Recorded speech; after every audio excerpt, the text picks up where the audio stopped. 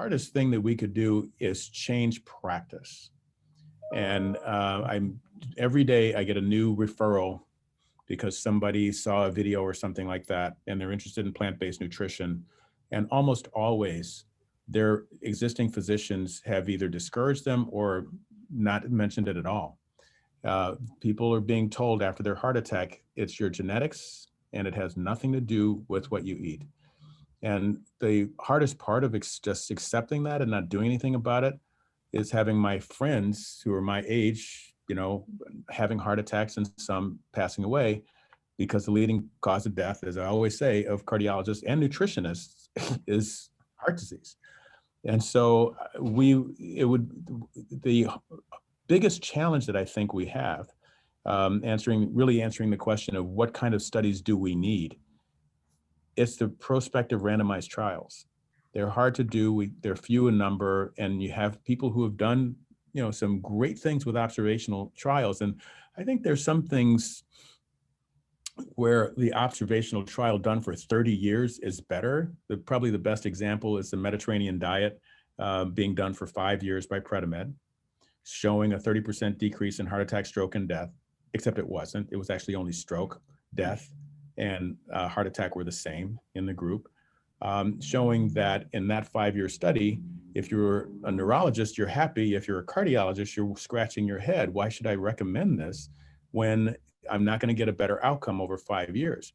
Whereas every 30-year trial or prospective, not randomized, but observational trial says that fish increases mortality, but not nearly as bad as red meat. Red meat is not as bad as eggs. Eggs are not as bad as processed red meat. Well, those differences you can only get from a huge trial done for a very, very long period of time. But unfortunately, for our guideline process, driven by the parameters of the Institute of Medicine, say that we should be doing prospective randomized trials of an N of at least 50, and then we can make guideline recommendations based on that. And that's a high bar, but I think that's what we have to do if we want to change physician, not just practice, but physician longevity. Yeah. Yeah, Kim, it's a good comment about what you're saying. I understand fully. I might quibble a bit with the use of the word randomized. There are some limitations there, as you know. We can randomize meat eaters into this kind of diet or vice versa, but that's not going to work very well. And so, why so? Pardon? Why so? Why so?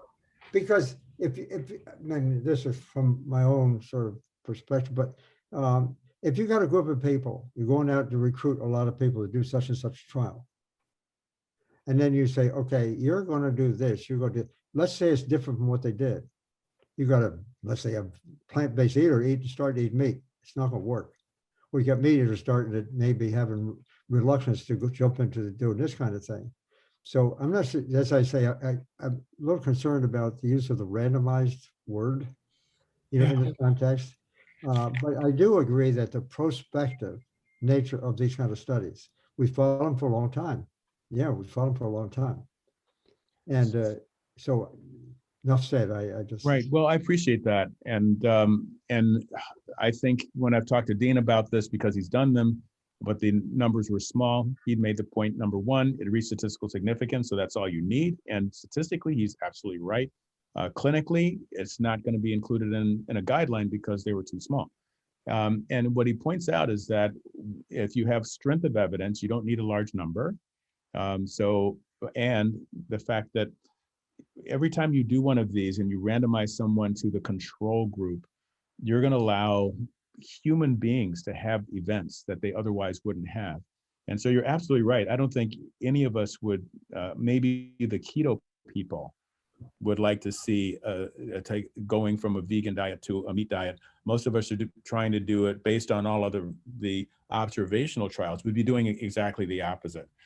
And so the trial design that we're working on here now as a follow-up to our vegan intervention in our Southside Church is really going from the American, or honestly African-American diet, to which has red meat, high saturated fat, refined carbs, all of the things that you wouldn't want, and going to randomize between Mediterranean and plant-based. So I don't like having to do that because I would want everyone to just go forward, but I'm not getting anywhere. I'm not getting any traction on doing a control group being before and after. So if you had any tips on how to make the reviewers be respectful of an N of 1 trial in 50 people, it would be great. But but that's essentially what it is, and you get statistically highly significant because they're paired comparisons, and there's no reason not to accept it. But it's easy for me to say that as a closet statistician, clinician, but getting it published without a randomized, prospectively randomized is really hard. Well, your comments, okay, that it begs a question, though I would suggest, as to the best kind of trial to do, or the various and sundry kind of study designs we're aware of that we might use. You've identified obviously the key ideas there, and Scott is asking for some discussion about this, but there are some old, not old, long used study designs, like the observational study design, where you're just sort of just comparing people and relying on correlations. And I know well the criticism of correlations does not cause causation, obviously. That's everybody says that, and it's generally true. It's true as long as we're looking for something very specific. This is where my reductionist sort of comes into play. If we're looking for a specific entity to account for some kind of outcome, that's not nutrition. We can look for a cluster of that. We could look for a cluster of indicators, let's say, of a certain dietary lifestyle, and then sort of see how correlations converge.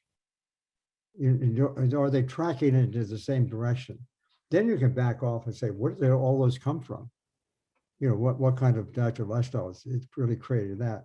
So I guess I'm saying something here that would be part of my narrative, in a sense of laying out some thoughts that when we go back and start evaluating the research of others, or sort of maybe designing something new, even the prospective surveys that you're talking about, for example, or intervention trials, we do end up relying on a great deal on the essence of correlations, and then having to worry about whether or not I've had to live that game for too long. And I would just like to see, kind of a bar set up there. So when people are doing these kind of studies and thinking about it, don't write off the observational correlation-based study. Right. Confounding variables, they'll bring that up. They'll bring up, as you mentioned, correlation is not causation, but they also talk about the healthy user bias, which I hadn't thought of until someone tried to hit me with that for quoting a bunch of large observational trials, such as Nurses Health Professional Follow-Up, and Adventist. And it's probably true that, who's going to experiment with a smoker, with smoking, and probably not the vegan, who's going to wear their seatbelt. Probably, that is, there are people who are health conscious. They may exercise more intensely. I'm sure there is such a thing. And the only way to diffuse that argument of the invalidity of observational trials, or the weakness. So when I'm in the guideline writing committee, I'll never get a level 1A off if I'm supporting a recommendation with observational trials. They'll always say it's level 2, which means to be is to be or not to be, and 2A would be maybe you should consider, as opposed to level 1, which says you should do this. So I'm hoping we can get. It's just we'd have to either get the Institute of Medicine to say, maybe we were wrong, and these large 30-year outcome studies really do have validity if they're analyzed well. They do. But if until we have that kind of support, we're always going to be second tier until we do the randomized trials. Right. So for the journal, Jim. Coming back. Oh, go ahead, Colin. I'll let you finish. No, I'm repeating myself here, but as I say, I'm kind of partial to defining nutrition in a new way. Mm-hmm. That kind of text, and so I don't say individual nutrients only become markers of a larger dietary lifestyle for the most part. They're not the entity, they're not the specific causes themselves. And so I would just, I'm kind of come back with that kind of point, make it clear there's another way to think about these trials without just tossing them out just because somebody said correlations don't equal causation. That's an absolute correct statement. If that's what we're looking for, a specific agent or a specific mechanism, that's true. And because we can't take that kind of result and go and tell a bigger story. That's, yes, that's what I'm saying. But enough said. I hear your point. No, it's a really good conversation. And, you know, that's kind of the heart of, you know, one of the reasons we created the journal, the International Journal of Disease Reversal and Prevention, why Kim is the editor-in-chief, is that, you know, there really is a need to produce better research, produce more research, and then give access to the research. Because, you know, this is it's always been a antagonistic relationship within research to, you know, define a research study around nutrition and the evidence that it actually prevents and reverses disease, which we all see in our clinical practices on a daily basis. So it's really challenging. And, you know, one of our visions for the journal was also to help give some guidance to people that are out there looking to do research and, you know, help direct them to studies that, you know, would be advantageous to the research body. And helping to answer questions and, you know, building, you know, on the research database from, you know, case studies all the way up to the, you know, randomized controlled interventional trials.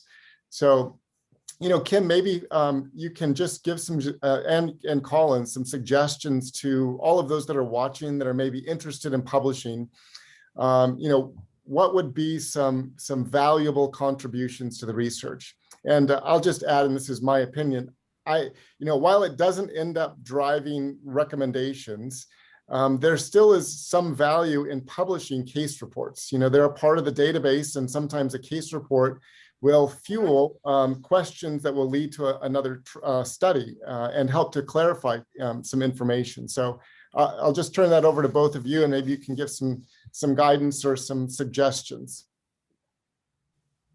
You actually said with the point that I was going to make, we have focused on well-written, well-documented case reports, and we usually put them in the context of a literature review. And at the end of every one, you know, this observation or this case is, you know, should be the nidus for a prospective randomized trial or further study of some sort. And so we're hoping to stimulate all kinds, you know, when we talk about prevention, there's so much that we don't know. All of the chronic inflammatory diseases, these are situations that have some sort of etiology and some initiating insult of some sort. And you could talk about multiple sclerosis and, you know, or plenty of autoimmune diseases having its basis in eating animal protein and the homology between that protein that you then start to attack and your own tissues. And so like that, we see a lot of not just, you know, cardiac issues, but we see a lot of the autoimmune diseases actually in the journal as a case report or two or a small series. And we're hoping that this wide variety will stimulate other people to think about other diseases that might have an autoimmune basis, but also to go ahead and do those trials that we're calling for at the end of every one of those papers. Yeah, wonderful. Thanks, Kim. Colin? Yeah, as on the case reports, you may have seen this here. Yeah, I understand the limitations, you know, in terms of taking that idea too far, those as results. But my son just actually published a case report in the British Medical Journal that, in fact, is not just focused on obviously one thing. He was using a whole food plant-based diet on a patient with chronic kidney disease, 69-year-old gentleman who was in trouble. He had diabetes, he had hypertension, he was overweight, he had the CKD itself. That was stage 3.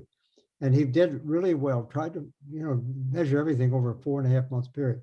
The guy just completely cleaned himself up. And in fact, he was invited to make a comment. I guess that's sort of traditional in the British Medical Journal, but he was invited to comment on what his experience was. I mean, it was really pretty impressive. That was and the reason I say that is because two things. First off, chronic kidney disease is one thing that we haven't given a lot of attention to in the whole food plant-based diet thing, it seems like to me. Secondly, there was a case report. Gosh, the BMJ told him that it was one paper that they were getting more feedback on than anything. So, even given the semi-discrimination against that kind of study, on the one hand, on the other hand, it can be very informative, as you know. That's right, and it's stimulated interest amongst other researchers, which is valuable. It's really important that people are just asking questions now. Yep. No, that is great. And Kim, at the outset of the journal, and you and I have both really held fast to this, that our desire is that the journal would always be open source and have free, unlimited access, so that people can find this information.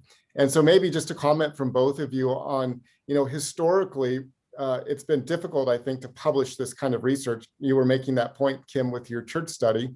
And secondarily, it's often difficult to find this research. I've through the years, discovered really good studies that have been parked in, unknown journals somewhere, that if I hadn't been searching for it and stumbled across it, I would never have found it. So, one of our desires with the journal is to be able to, create an accessible, easily accessible resource for research. So, maybe if you both would comment on that historical piece of research and the importance of maintaining, accessibility and opportunity to publish. Kim, do you want to start? Well, so no, I think Colin had some comments. Well, I once in my own society, nutrition, I was on the publications management committee many years ago, too many to even admit, when we were talking about how to manage the darn thing. On more recent years, as you all know, there's been an explosion. Open access has become much more accessible and available than before, but it comes down to the question of cost, as I'm sure you recognize them. And so I don't know how well you've thought through how you're going to manage this on a cost basis, because if it's open access, the way that's done, as you know, we as authors, we're required to pay, for evaluation, if you will. If we get a break, sometimes we can't afford to pay, but that's always at the nub of most of these discussions at the bottom of the day, at the end of the day. How are you going to pay for this? So I think that's been one of the more attractive features for authors as well as readers, but it requires a business model that is built on philanthropy and marketing ourselves as trying to do good for mankind.